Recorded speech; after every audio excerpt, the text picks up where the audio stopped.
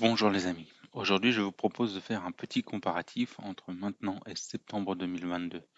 Je vais reprendre l'ensemble des datas que je suis, telles que la rentabilité du breeding, le calcul du ROI, les floor price, etc.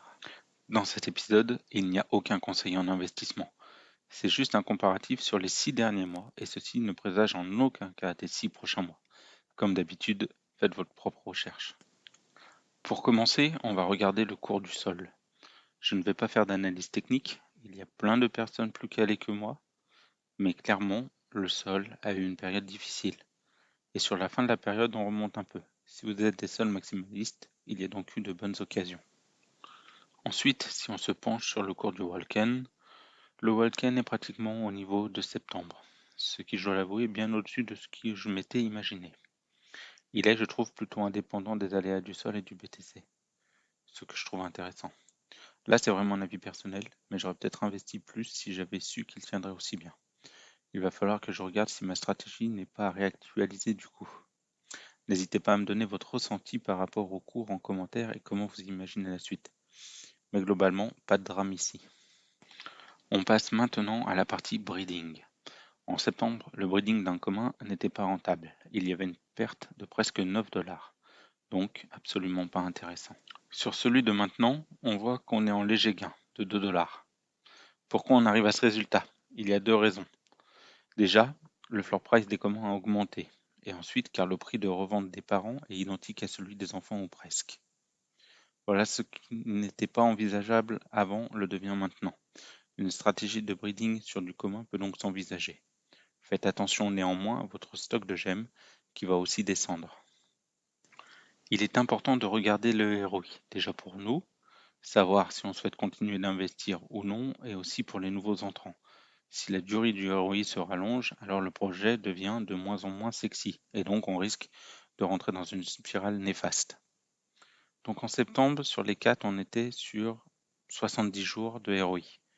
Regardez bien les paramètres que j'ai utilisés, le vôtre pourrait varier suivant les paramètres que vous atteignez.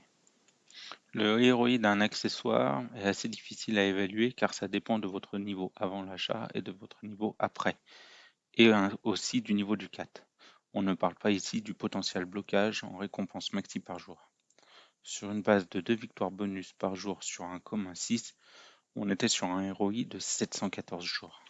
Si on regarde le présent, le ROI d'un CAT est d'environ 100 jours, ce qui nous fait une augmentation de la durée de 40%. On a cette augmentation à cause de la hausse du floor price principalement et non un effondrement des récompenses. Donc pas lieu de paniquer, mais ça reste à mon avis un point de vigilance. L'exposition au risque pour les nouveaux entrants est plus longue. Le ROI des accessoires passe lui aussi à plus de 1100 jours. On augmente beaucoup.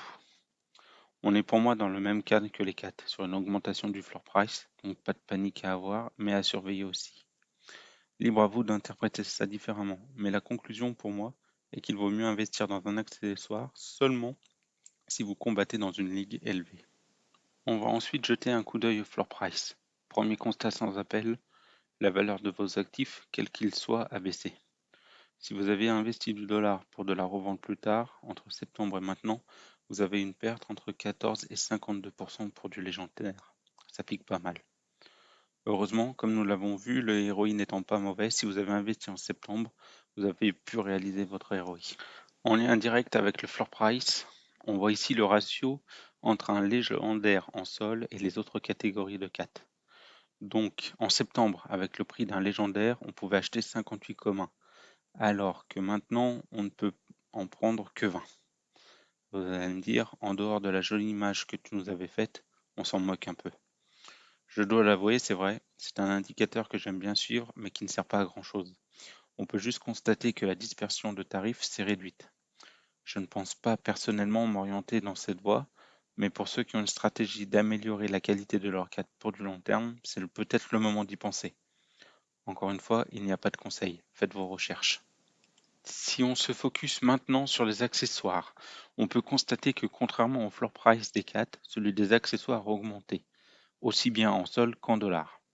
Je suis assez content, comme je vous l'avais dit dans mes vidéos sur ma stratégie, je fais de l'achat-revente d'accessoires et je ne m'en sors pas trop mal pour l'instant. Je ne sais pas si cette situation va durer ou non. Pourquoi le floor price des accessoires ne se comporte pas comme celui des CAT? Je peux me tromper, mais pour moi il y a deux facteurs derrière ça.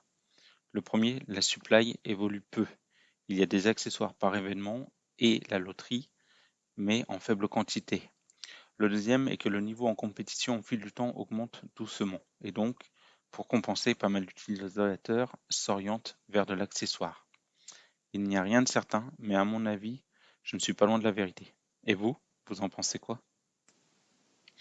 Et enfin, pour finir cette comparaison, j'avais fait une analyse entre le coût d'achat d'un commun directement sur la marketplace et celui d'acheter un 6 et de le level up.